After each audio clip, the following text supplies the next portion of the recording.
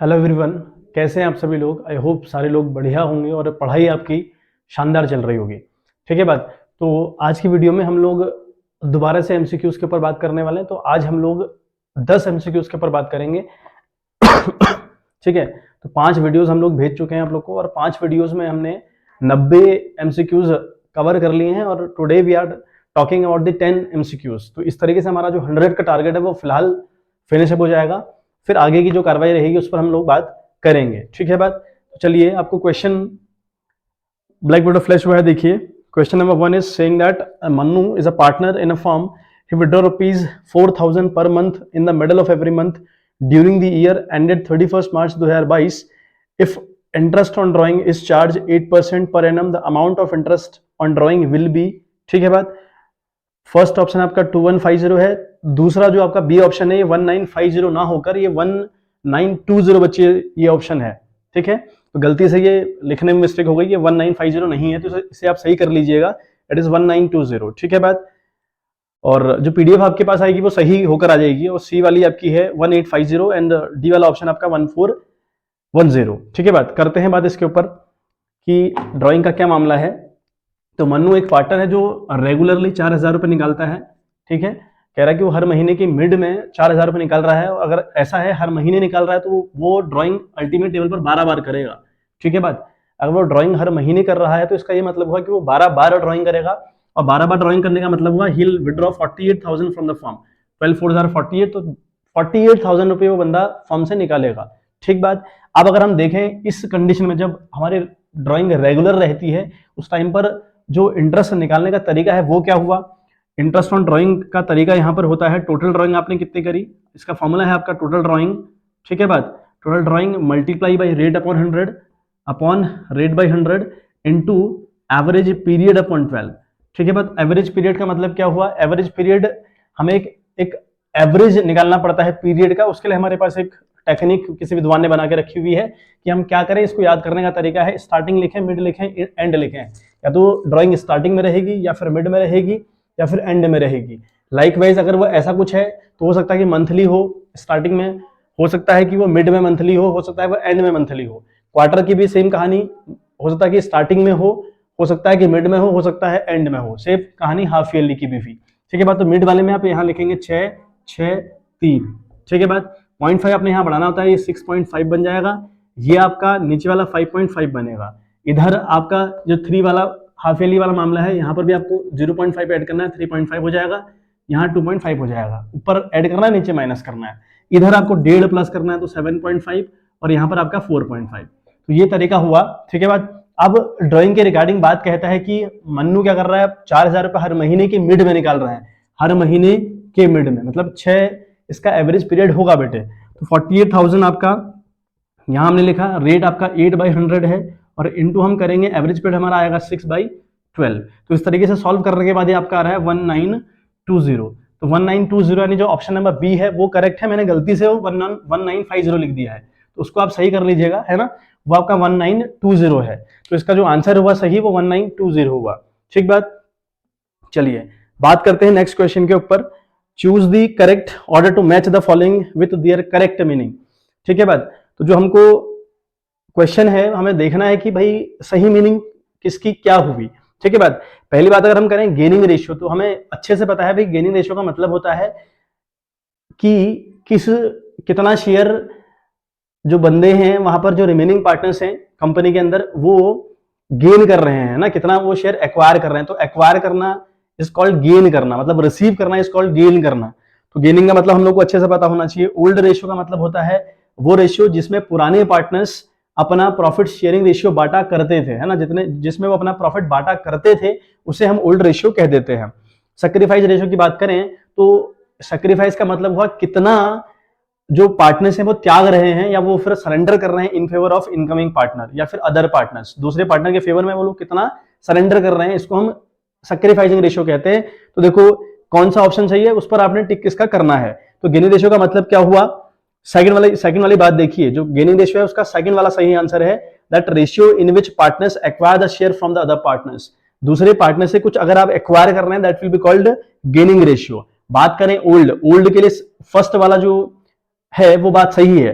Ratio in which a partner share profit and losses before reconstitution of the firm, firm को reconstitute करने से पहले जिसमें old partner अपना प्रॉफिट बांटा करते थे उसे हम ओल्ड शेयरिंग रेशियो बोला करते हैं।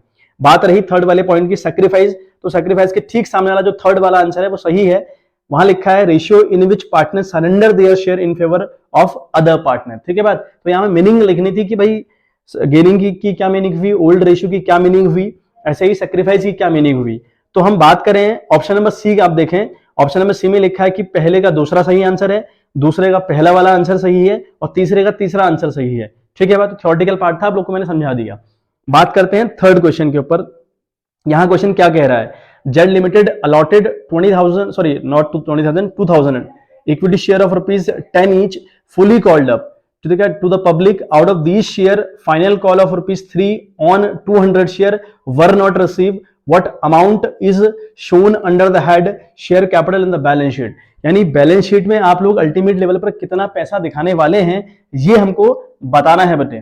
ठीक है बात, तो बैलेंस शीट में आप अल्टीमेट लेवल पर कितना दिखाएंगे ये हमको बताना है। देखो कंडीशन क्या है, आपने 20,000 शेयर इशू करे और उस 20,000 शेयर का जो पैसा था, सॉरी 2,000 शेयर इशू करे, नॉट 20,000, 2,000 शेयर अपने इशू किए टू द पब्लिक और उस एक शेयर का कॉस्ट था आपका 10 रुपए, तो मल्टीप्लाई बाय 10 करें आप, तो आपके पास अल्टीमेट लेवल पर 20,000 रुपए आने चाहिए।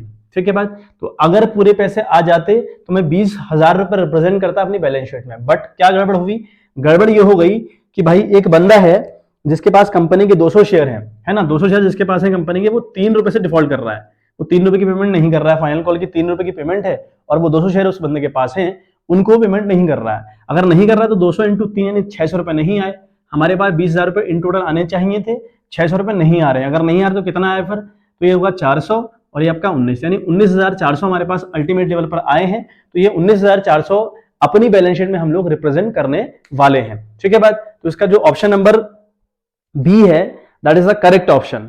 ठीक बात, चलिए बात समझते हैं अगली। A company invited application for 1 lakh share and it receive application for 1,50,000 share. क्या हुआ, कंपनी ने 1 लाख शेयर के लिए प्रोस्पेक्टस डाला मार्केट के अंदर, लेकिन 1,50,000 लोगों ने अप्लाई कर दिया। अब क्या होता है, आगे कहानी लिखी है कि application for 30,000 share were rejected, 30,000 share reject कर दिए गए and the remaining were allotted share on pro rata basis, बाकियों को प्रोराटा बेसिस के हिसाब से शेयर अलॉट कर दिए गए। The number of share allotted to an applicant for 3,000 share is, question पूछना क्या चाह रहा है वो हम बात करें तो कंपनी ने 1 लाख शेयर इशू करे लेकिन 1,50,000 एप्लीकेशन आई, उसके बाद हमने 30,000 एप्लीकेशन रिजेक्ट कर दी। ठीक है बात, और बाकियों को हमने प्रोराटा बेसिस पर शेयर अलॉट करवा दिए।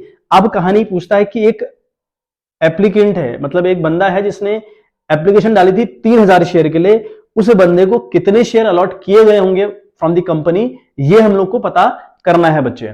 ठीक है बात, तो थोड़ा पहले कहानी समझें कि कहानी में हुआ क्या है। देखें, हम थोड़ा पहले कहानी के ऊपर गौर करेंगे, कहानी में अल्टीमेट लेवल पर होता क्या है वो हम बात समझें। कहानी में क्या है भाई, आपने 1 लाख शेयर देना चाहिए लोगों को, लेकिन लोगों ने क्या करा बेटा, 1,50,000 शेयर के लिए एप्लीकेशन मार्केट में डाल दी। अब आपके पास 1,50 एप्लीकेशन आई, आप 1,50 तो आप दे नहीं रहे, फिर आपने क्या किया, आपने 30,000 शेयर तो कर दिए बेटे रिजेक्ट, 30,000 रिजेक्ट किए।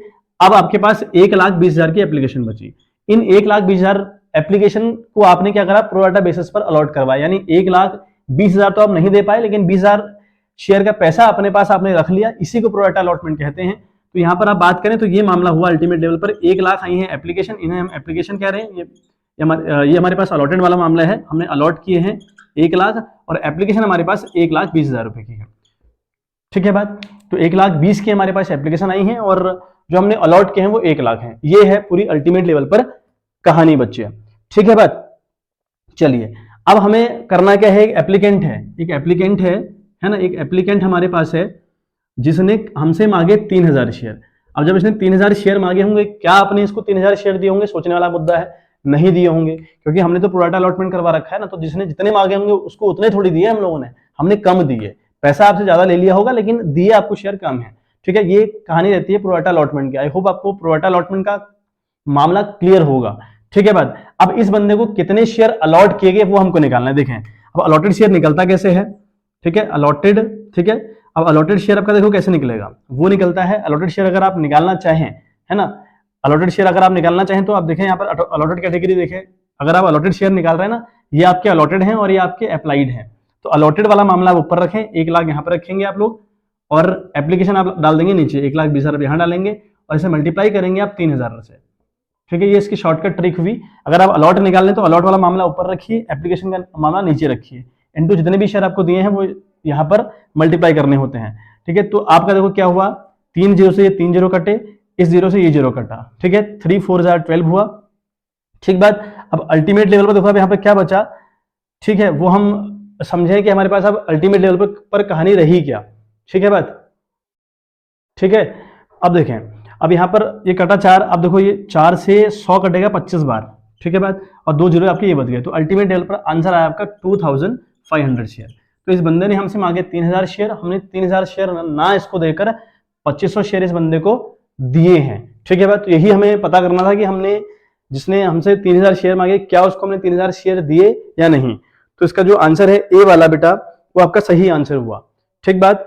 अगली बात हम लोग कर लेते हैं, why a partner in a partnership firm is to receive interest on loan of ₹1600 for the year, तो general entry for it is. अब अगर किसी पार्टनर को 1600 रुपए इंटरेस्ट ऑन लोन दिए जाए, मतलब उस पार्टनर ने फर्म को लोन दे रखा है और उस लोन पर उस बंदे को इंटरेस्ट मिल रहा है, उस इंटरेस्ट मिलने की एंट्री हम कैसे करते हैं ये हमको बताना है। ठीक है बात। तो पहला ऑप्शन हमारे पास है, डेबिट हम करेंगे interest on wise loan account and credit करेंगे वाइज कैपिटल अकाउंट बाई 1600। अब एक बात आप सोचें, डेबिट करेंगे interest on wise loan account, यानी वाई के लोन के नाम से खर्चा हो रहा है तो ये तो डेबिट जाएगा, सही बात कर रहा है। लेकिन फिर लिखा है क्रेडिट क्या करेंगे, कह रहा है वाइज कैपिटल अकाउंट, वाई के कैपिटल अकाउंट को हम क्रेडिट करेंगे। बिल्कुल नहीं कर सकते। क्यों? क्योंकि बेटे हम जब भी ना किसी पार्टनर को लोन पर इंटरेस्ट दिया करते हैं तो लोन बिल्कुल अलग मुद्दा है, लोन का उसकी कैपिटल अकाउंट से कोई लेना देना नहीं हुआ। मतलब अगर आपने लोन फर्म को दे रखा है, उस लोन पर अगर आपको इंटरेस्ट मिल रहा होगा तो उस लोन का कनेक्शन आपकी कैपिटल से बिल्कुल नहीं है। तो पहला ऑप्शन बाहर हुआ। सेकंड, डेबिट करेंगे कैश अकाउंट, तो कैश भाई कहां से आ रहा है, तो वो तो हो ही नहीं सकता। थर्ड करें debit wise loan account, debit करेंगे, बिल्कुल नहीं कर सकते वाई का लोन अकाउंट डेबिट। तो यहाँ जो डी वाला ऑप्शन है ना, debit interest on wise loan account debit, why के लोन अकाउंट को हम, मतलब जो इंटरेस्ट ऑन लोन अकाउंट होगा, interest on wise loan account होगा, it will be goes debit side, बिल्कुल, क्योंकि इस नाम से कंपनी का खर्चा, तो खर्चे always goes to debit side, तो ये तो ठीक है। टू क्रेडिट कर देंगे हम वाइज लोन अकाउंट बाई 1600, तो ये पैसा लोन में जाएगा ना कि कैपिटल में जाएगा, तो उसके लोन में हम लोग इसको ऐड किया करते हैं। तो ये बात हमको ध्यान रखनी है कि लोन का अलग से ट्रीटमेंट किया जाता है, लोन का कैपिटल से कोई लेना देना नहीं होता। ठीक है बात। चले आगे बात समझते हैं। On dissolution of a partnership firm, an unrecorded liability of ₹8,000 was settled fully by giving a computer of ₹13,000 which was completely written off from the book. The journal entry passed from this will be. समझें एक बारी क्या है, एक 8,000 की unrecorded liability है जिसको settle किया गया एक कंप्यूटर देकर, जो जिस कंप्यूटर की वैल्यू 13,000 रुपये है, और वो कंप्यूटर राइट ऑफ कर दिया गया था। मतलब वो कहानी क्या है, हमारे पास एक लाइबिलिटी है, हमारे पास एक लाइबिलिटी है बेटा, लाइबिलिटी हमारे पास है कितने की भाई, 8,000 रुपए की। इस 8,000 की लाइबिलिटी को सेटल आउट किया गया, पूरे तरीके से सेटल आउट किया गया बाय गिविंग अ कंप्यूटर, एक कंप्यूटर दे दिया गया है ना, मतलब थर्ड पार्टी को एक कंप्यूटर दे दिया गया, वो 13,000 का कंप्यूटर था, 13,000 का कंप्यूटर दे दिया गया है ना सामने वाले को, और उसके बदले लाइबिलिटी को सेटल किया 8,000 रुपए। मतलब हमने किसी का देना था 8,000 रुपए, विच इज अनरिकॉर्डेड लाइबिलिटी, हमने रिकॉर्ड नहीं करी थी प्री बुक में, इस बंदे को हमने कंप्यूटर पकड़ा दिया, मतलब किसी लाइबिलिटी का पैचअप करवाया गया विद दी एसेट्स, है ना। और अगर ऐसा कहीं भी डिसोल्यूशन के अंदर हो तो उस केस में हम एंट्री नहीं करते, एंट्री करने का कोई तुक नहीं बनता। देखें एक लाइबिलिटी आपकी वो रिकॉर्ड पहले से रिकॉर्ड नहीं थी, ये कंप्यूटर का रिकॉर्ड आपके पास था नहीं, क्योंकि राइट ऑफ कर दिया गया था, मतलब खत्म कर दिया गया था ही नहीं वो कंप्यूटर। अगर ऐसा है कोई लाइबिलिटी है जो रिकॉर्ड ही नहीं है बुक्स में, एक कंप्यूटर है जो रिकॉर्ड ही नहीं है बुक्स में, इनका आपस में पैचअप करवाया गया, तो भाई इनकी एंट्री क्यों कर रहे हैं, क्योंकि इनका तो रिकॉर्ड है ही नहीं हमारे पास। और फिर दूसरी बात हमारे पास हुई डिसोल्यूशन वाले चैप्टर में, हमें उन चीजों की एंट्री नहीं करनी होती जो रिकॉर्डेड नहीं थी और उसके थ्रू हमने कोई लाइबिलिटी को पैचअप करवा दिया। ठीक है बात। तो इसमें जो ऑप्शन होगा बेटा, इसमें जो ऑप्शन होगा नो एंट्री वाला एक ऑप्शन है, वो ऑप्शन आपका बिल्कुल सही और सटीक ऑप्शन होगा। ठीक है बात। तो ये ऑप्शन नो एंट्री वाला यानी डी वाला ऑप्शन इसमें सही रहेगा बच्चे। ठीक है बात। समझे अगली वाली कहानी को, कृष्णा लिमिटेड चलें, तो Krishna limited issued 50,000 12% debenture of ₹100 each at a certain rate of discount and were to be redeemed at par.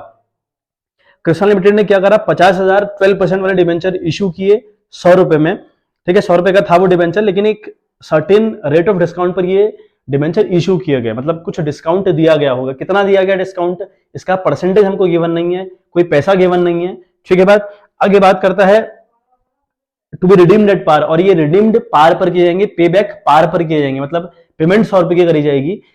Issue आपने कम पे करे हैं लेकिन पेमेंट आपको पूरी करनी है, ठीक है। तो securities premium of ₹1,50,000 and the current year profit of ₹50,000 were used to write off the discount on issue of debenture. जब हमने राइट ऑफ किया ना discount of issue of debenture का, क्या मतलब हुआ, देखें आप जब अपना डिवेंचर इशू करते हैं ना डिस्काउंट पर, तो आपको डिस्काउंट पर इशू करने से लॉस होता है, तो उस लॉस की रिकवरी आप कहां से करते हैं, फर्स्ट ऑफ ऑल एसपीआर से, ठीक है। सबसे पहले हमको सिक्योरिटीज प्रीमियम रिजर्व वाला पैसा वहां यूज करना होता है, अगर वहां से नहीं हो पाया तो कैपिटल रिजर्व यूज करना होता है, अगर फिर भी नहीं हो पाया तो प्रॉफिट एंड लॉस अकाउंट हमें यूज करना पड़ता है, मतलब हमें अल्टीमेट लेवल पर अपना प्रॉफिट यूज करना पड़ता है। तो ये सीक्वेंस है आपकी एक, ठीक है बात। तो यहां पर पूछ रहा है कि at what rate of discount these debenture were issued, मतलब किस रेट पर और किस डिस्काउंट रेट पर ये डिवेंचर इशू किए गए थे, ठीक है बात। तो अब हम एक बार कहानी हल्का सा समझने का प्रयास करें। देखो 50,000 आपने डिवेंचर इशू किए, ठीक बात, ये थे तो 100 रुपए के, लेकिन इन पर कुछ डिस्काउंट दिया गया। अब डिस्काउंट दिया कितना गया ये हमको गिवन नहीं है, ये हमको गिवन नहीं है, यही हमको निकालना कि डिस्काउंट का परसेंटेज था क्या। अच्छा, अब रिडीम किए जाएंगे 50 रिडीम किए जाएंगे पार पर, ठीक बात। अब यहां पर कह रहा है कि एसपीआर का बैलेंस था यहां पर 1,50,000 रुपए, और आपके पास प्रॉफिट एंड लॉस का बैलेंस था, मतलब प्रॉफिट होगा ऑब्वियसली बात है 50,000 रुपए। तो ये अल्टीमेट लेवल पर कहानी कही गई है कि एसपीआर 150 था और आपके पास जो प्रॉफिट था वो 50,000 था, were to be used to write off the discount, यानी 2 लाख रुपए अल्टीमेट लेवल पर नुकसान को राइट ऑफ करने में यूज किए गए, ठीक है बात। माने डिबेंचर इशू करने के थ्रू जो आपको लॉस हुई उस लॉस को आप रिकवरी क्या करते हैं बेटा, एसपीआर, ठीक है, फिर आपका है कैपिटल रिजर्व, फिर आपका है प्रॉफिट, तो एससीपी इसे कहते हैं, है ना। तो एससीपी से आप इसको कवर अप कर सकते हैं। तो आपने क्या करा, जब आपको लॉस हुआ ना डिस्काउंट पे इशू करने के बाद, तो आपने एसपीआर और प्रॉफिट को यूज किया और अल्टीमेट लेवल पर 2 लाख रुपए यूज किया। तो इसका ये मतलब हुआ ना कि अगर 2 लाख रुपए आपने राइट ऑफ करने में यूज किया तो आपको अल्टीमेट लेवल पर 2 लाख का नुकसान हुआ होगा, ठीक है। तो अब देखो निकालने का तरीका क्या हो, परसेंटेज ऑफ डिस्काउंट अगर हम निकालें तो हम कैसे निकालते हैं वो सुने आप, ठीक है। ये बहुत इंपॉर्टेंट क्वेश्चन है बेटा, एग्जाम में कंफर्म आएगा ये वाला क्वेश्चन। परसेंटेज ऑफ डिस्काउंट निकलता कैसे है, कितने का आपको नुकसान हुआ, आपको लॉस कितने का वो देखें आप, मतलब अल्टीमेट लेवल पर 2 लाख का नुकसान हुआ ना, मतलब अगर आपने 2 लाख रिकवरी करी है 2 लाख रुपए की, तो इसका मतलब ये हुआ कि 2 लाख का नुकसान भी रहा होगा। तो 2 लाख यहां पर हम कर दें, यहां पर हम करें कॉस्ट प्राइस, कॉस्ट प्राइस का मतलब 50,000 डिवेंचर इंटू 100, ठीक है बात। तो क्या मतलब हुआ, 50,000 जितने भी डिवेंचर हैं और कितने का वो डिवेंचर है, ये आपका कहलाता है कॉस्ट प्राइस, ठीक है। तो इसको हम कहते हैं कॉस्ट प्राइस, ये आपका हुआ कॉस्ट प्राइस, ठीक है बात।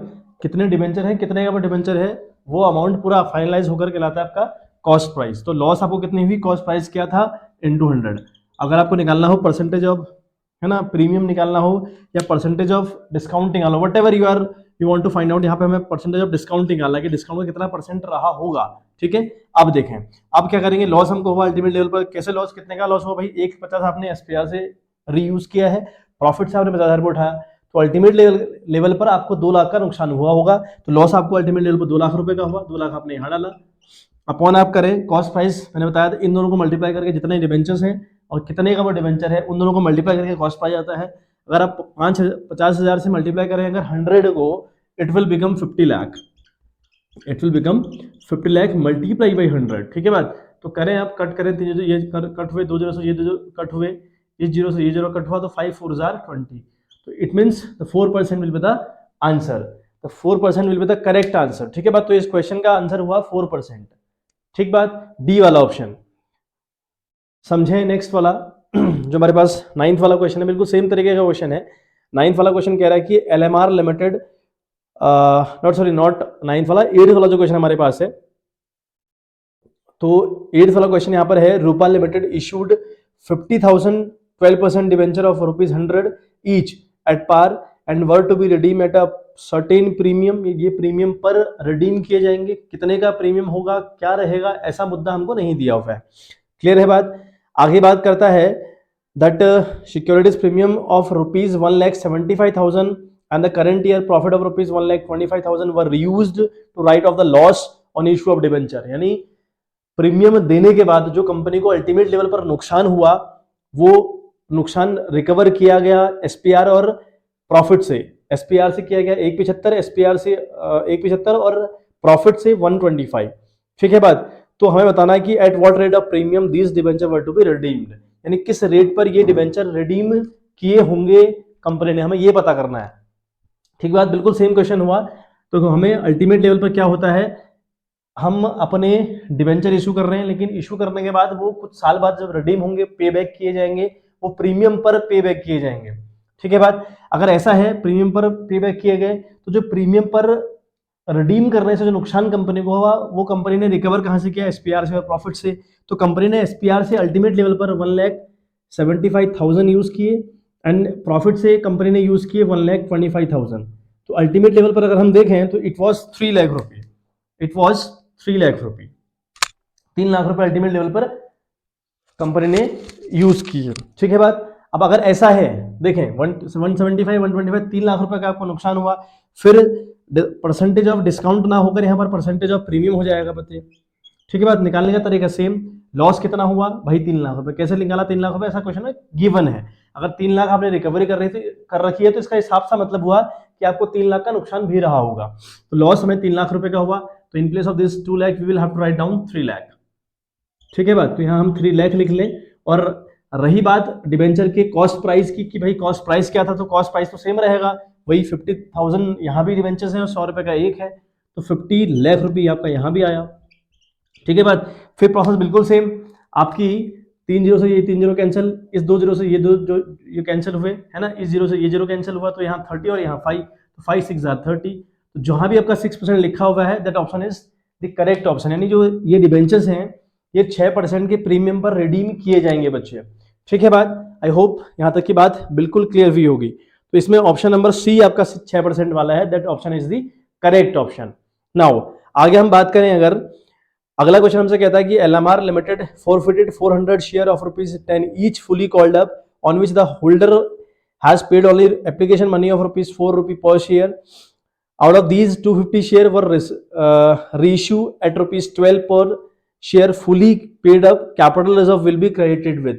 यानी हमें बताना है कि कैपिटल रिजर्व में हम कितना बैलेंस डालने वाले हैं, उसके ऊपर हम लोग को बात करनी है यहाँ पे। ठीक है बात। तो करते हैं बात अल्टीमेट लेवल पर कैपिटल रिजर्व में कितना पैसा पड़ने वाला है। देखिए बच्चे क्या हुआ अल्टीमेट लेवल पर, कहानी क्या कह रही है। कहानी कहती है कि भाई किसी बंदे के 400 शेयर फोरफिट कर लिए गए। यहाँ पर जो शेयर का कॉस्ट रहा होगा वो रहा बेटा 10 रुपये आपका कॉस्ट था शेयर का। तो हमने क्या करा, ये 400 शेयर फोरफिट कर लिए। क्यों फोरफिट किए, बिकॉज इसने अलॉटमेंट का पैसा या फिर कॉल का पैसा हमको नहीं दे रखा है। यहाँ पर सिर्फ पैसा आया है ऑफ द एप्लीकेशन 4 रुपए। ठीक बात। आगे कहानी कहती है कि 400 शेयर फोरफिट कर लिए गए, कैंसिल आउट कर लिए गए, हड़प लिए गए। क्यों, क्योंकि इस पर पैसा नहीं आया। आया क्या था, सिर्फ 4 रुपए आया था। अगर 4 रुपए आया था तो आपने अल्टीमेट लेवल पर 400 इंटू 4 यानी 1600 रुपए फोरफिट किया होगा, है ना। ये इस बात से हम बिल्कुल भली भांति वाकिफ हैं कि हम उस पैसे को फोरफिट करते हैं जो आ चुका होता है। तो आया हमारे पास सिर्फ 4 रुपए है और 400 शेयर पर आया हुआ है ना। तो अल्टीमेट लेवल पर मैंने 1600 मारा, का मतलब मैंने पर शेयर पर सिर्फ 4 रुपए मारा। एक बात हमें ये भी याद होनी चाहिए कि पर शेयर पर मैंने कितना मारा बेटे, 4 रुपए। अब इनमें से मैंने 250 शेयर क्या करे बच्चे, रीइश्यू कर दी। कितने में भाई, 12 रुपए में। यानी रीइश्यू करते वक्त मुझे कोई लॉस नहीं हुआ। रीइश्यू करते वक्त मुझे कोई लॉस नहीं, भाई 10 का शेयर था 12 में बेच रहे हो, आपको तो फायदा हुआ पड़ा है। तो आपको रीइश्यू करते वक्त नुकसान नहीं हुआ। ठीक बात। अब आपने सिर्फ 250 शेयर 400 में से रीइश्यू करे, तो आपको कैपिटल रिजर्व में कितना डालना है ये आपको देखना है। अदरवाइज अगर क्वेश्चन ने ये मेंशन नहीं करा होता 250 वाला मामला, तो हम 1600 रुपए कैपिटल रिजर्व में ट्रांसफर कर देते। लेकिन यहां नहीं कर सकते, यहां हम सिर्फ उतना ही पैसा करेंगे जितना हम रीयूज कर रहे हैं। हम 250 शेयर रीइश्यू कर रहे हैं और एक शेयर पर हमने 4 रुपए हड़पा हुआ है, मारा हुआ है, कैंसिल आउट कर रखा है। तो 250 इंटू 4 किया तो यानी 1000 रुपए आया आंसर। तो ये 1000 रुपए हम कैपिटल रिजर्व में ट्रांसफर करने वाले हैं बच्चे। ठीक है बात। तो इसमें हम 1000 रुपए इसका सही आंसर होगा इस क्वेश्चन का। तो option number A is the correct option. ठीक है बात। बात करें 10th वाले आखिरी क्वेश्चन की, तो क्वेश्चन यहाँ कहता है, तो आखिरी क्वेश्चन कह रहा है कि if the capital employ in a firm is ₹5 lakh, actual profit is ₹70,000 and normal rate of return is 10%, then super profit is, super profit कितना होगा ये हमको बेटे बताना है। ठीक है बात। तो एक बार जाए हम क्वेश्चन के डिमांड के ऊपर। तो कैपिटल एम्प्लॉय हमको दे रखा है भाई 5 लाख रुपए, एक्चुअल प्रॉफिट की अगर हम बात करें तो हमको दे रखा है 70,000 रुपए, नॉर्मल रेट ऑफ रिटर्न 10% दिया है। हमसे क्वेश्चन डिमांड कर रहा है कि what will be the super profit, super profit कितना होगा। अब अगर हम बात करें सुपर प्रॉफिट की तो उसका फॉर्मूला था actual average profit minus normal profit, ये हमारा फॉर्मूला हुआ सुपर प्रॉफिट का। ठीक है बात। एक्चुअल एवरेज प्रॉफिट हम लोग को भाई गिवन है 70,000, साफ साफ गिवन है कि जो एक्चुअल एवरेज प्रॉफिट है वो तो भाई 70,000 रुपए है। ठीक है, रही बात नॉर्मल प्रॉफिट की, ये हमको गिवन नहीं। अब नॉर्मल प्रॉफिट जो निकलता है ना बच्चे, उसका फॉर्मूला है नॉर्मल प्रॉफिट का, इसका फॉर्मूला हुआ कैपिटल एम्प्लॉय, है ना, हम लिखेंगे capital employed multiply by NRR upon 100।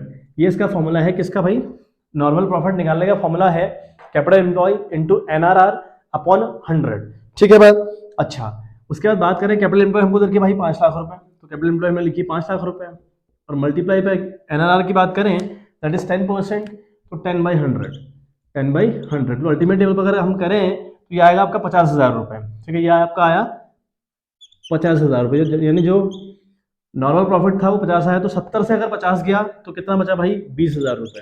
तो 20,000 रुपए will be the super profit, यानी जो सुपर प्रॉफिट की क्वेश्चन डिमांड कर रहा है वो हमारा कितना आने वाला है बच्चे, दैट विल बी 20,000 रुपी। तो डी वाला ऑप्शन इसमें सही ऑप्शन हुआ। ठीक है बात। तो ये थे 10 MCQs, इंपॉर्टेंट MCQs हैं, एग्जाम ओरिएंटेड, ये सारे के सारे क्वेश्चन हैं बेटे। तो इस तरीके से हम लोगों ने इस छठी वीडियो के तहत और इसके थ्रू हमने 100 MCQs करनी है बच्चे। ठीक है बात। अभी कुछ और MCQs की वीडियो आपके लिए कंटिन्यू रहेंगी, कुछ लगभग 30-31 तारीख तक हम लोग इनको कंटिन्यू करेंगे। फिर 1-2 तारीख से हम लोग अपना जो 95 का टारगेट है हम लोग का कि 95 से ऊपर हमें स्कोर करना है, उसके लिए हम किस तरीके से पढ़ने वाले हैं उसके ऊपर हम फिर बात करेंगे। ठीक है बात। तब तक के लिए अच्छे से मन लगा के पढ़ाई करिए, खूब अच्छा करिए एग्जाम में, है ना, खुद का, अपने टीचर्स का, स्कूल का, पेरेंट्स का नाम रोशन करिए।